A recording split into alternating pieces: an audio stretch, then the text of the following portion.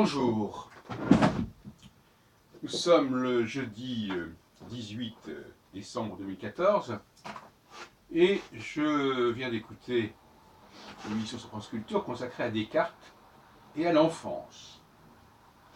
Car Descartes voit dans l'enfance la source de beaucoup de nos maux et la philosophie servirait, selon Descartes, à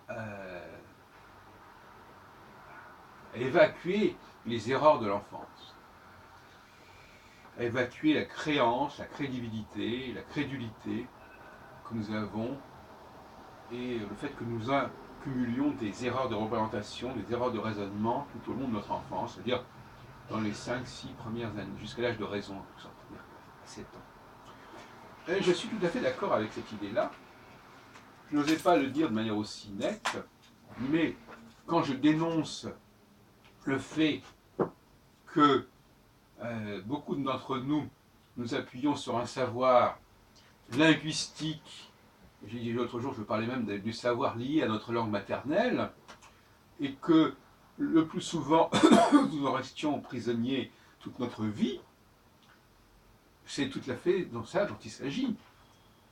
Comme dit Descartes, et je réfère à l'émission avec Adèle Vendrette, qui reçoit un philosophe qui enseigne à l'Institut catholique, comme dit Descartes,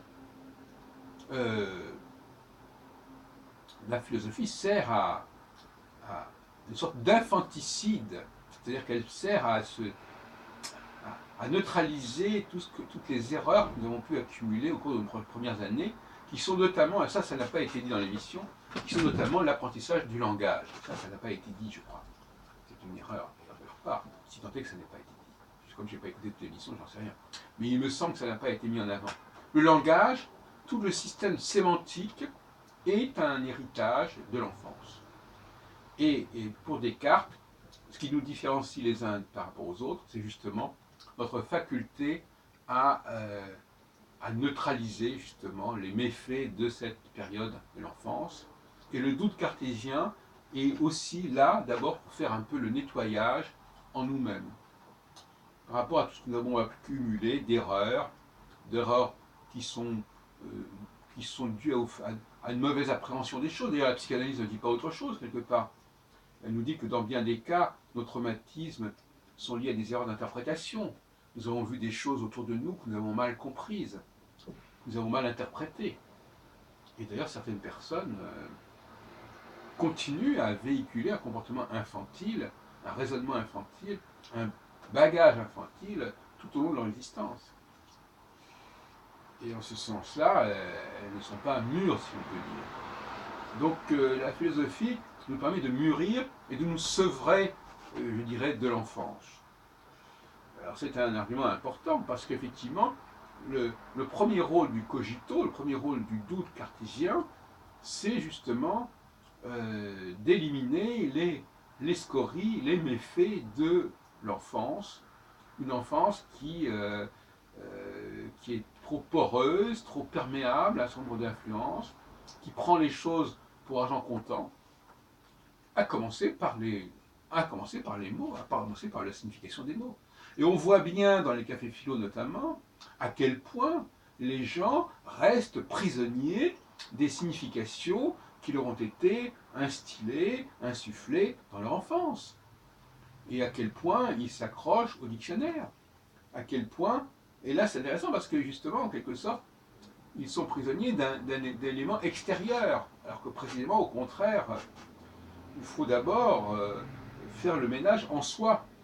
Celui qui n'est pas capable de faire le ménage en lui-même, eh bien, il continue à véhiculer tout un ensemble de savoirs dont il est victime, en quelque sorte.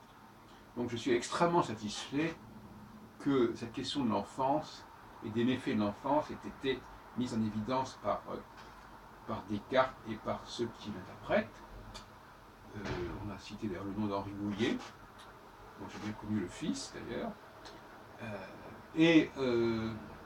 Toute la question est là. C'est un problème chronologique, comme il est dit d'ailleurs dans cette émission. C'est-à-dire que simplement que nous n'arriverons pas à passer. C'est un seuil, en fin de compte. Nous n'arriverons pas à passer le cap de cet état infantile de ce bagage qui se cristallise et qu'il va falloir ensuite décristalliser, décrisper pour pouvoir penser véritablement. Et je suis tout à fait furieux de constater que dans les cafés philo, on en reste constamment, le plus souvent, à des représentations du langage qui sont en fin de compte liées à un apprentissage très, très précoce. J'ai l'impression, j'aurais tendance à dire à des gens qui me disent tel mot a telle signification, qu'ils en sont, ils n'ont pas changé leur programmation linguistique depuis l'âge de 5-6 ans.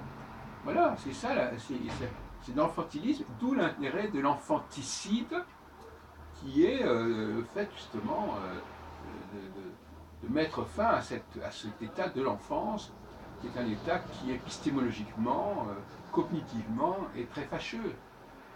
D'ailleurs, les perles que nous entendons ici et là de gens qui ne font pas le ménage dans leur tête au niveau des savoirs, ça c'est un peu plus tardif. L'autre jour, j'étais à une soirée judaïque avec quelques personnes, on entend des énormités.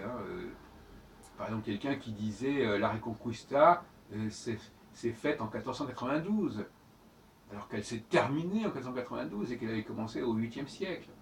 Pourquoi? Parce qu'il a fait un mélange entre Reconquista, expulsion des Juifs d'Espagne, il a fait sa petite cuisine personnelle, et puis voilà. Ça aussi, c'est intéressant, parce que c'est très important d'arriver à penser par soi-même, mais il faut quand même avoir des repères assez solides. Il faut faire un travail de réflexion et de culture historique, sinon on arrive à des énormités. Hein. Et la plupart des gens, quand on les interroge sur l'histoire, ils sont dans le bricolage le plus surréaliste. Ils ont rapproché une information ici, une information là, et puis ils en ont fait une espèce de concept comme ça, qui est souvent d'ailleurs original en fin de compte. Et c'est ça qui est amusant.